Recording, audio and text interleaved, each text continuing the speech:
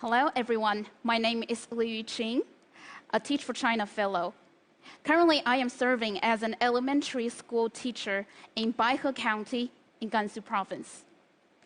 During a volunteer experience back in 2013 in a rural school back in Guizhou, I was shocked by the challenges that the rural children are facing, being separated from a very young age from their parents, who are migrant workers in the cities.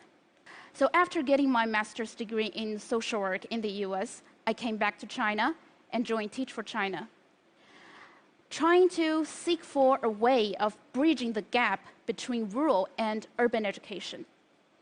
When I first came to the school, I always got phone calls from the parents, and they said to me, "We've never been to school ourselves, and we are away from home all year long, so please take care of my children."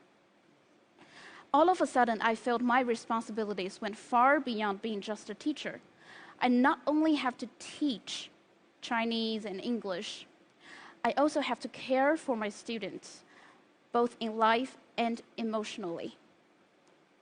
So my teammates and I have tried various ways to achieve that goal. I view quality education as a way for my students to get out of poverty in the long run. Only 5% of their parents have completed elementary schools, and all they can get is a job as construction workers in the cities with very low income. I believe my students can have a better job, a better life, but first, they need an equal opportunity in school. So in my English class, I try to view my class as a show through which my students can see and experience more. This is me making a sandwich right in front of my students when I was teaching the word sandwich. And my kids love my English class because I'm the one who have food. Also, I have a letterbox through which my students can communicate with us. They have a lot of questions about me, about college, about the outside world, and I write them back. And one time, I even sent their letters to my friends in the US, and my students were so excited to get these postcards back from abroad. Also, a lot of the volunteer teachers helped establish school libraries and bring in good books for the students and even the local citizens to read. Outside of the class, in order to better understand the community where my students live, I visited 160 families in the rural areas because I have so many students. This is what a typical house looks like in the village in Gansu. People are still using the burned coal in order to provide heating in winters. And this is one of my students.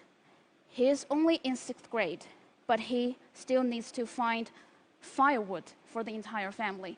And that basket weighs over 20 kilograms. I remember going to a mountain village called Tangshan. One of my students, Xuelian, lives there. I remember when we went there, we found that Xuelian had been abandoned by her biological parents at a very young age, and she was adopted by a grandpa.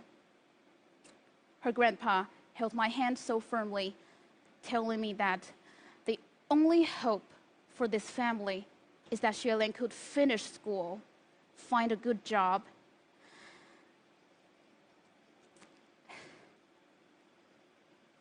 When we left Tangshan, I saw the children leaving far away, and I saw their figures disappearing into the sunset.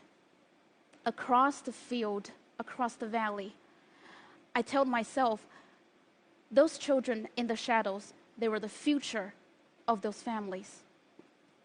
In the school where I teach, there are over 1,000 students. And those 1,000 students are the future of those thousands families. I know what I'm doing is to contribute to that future. Even though I don't know when the seeds that I plant today will grow into giant trees, but I know they will one day. Thank you.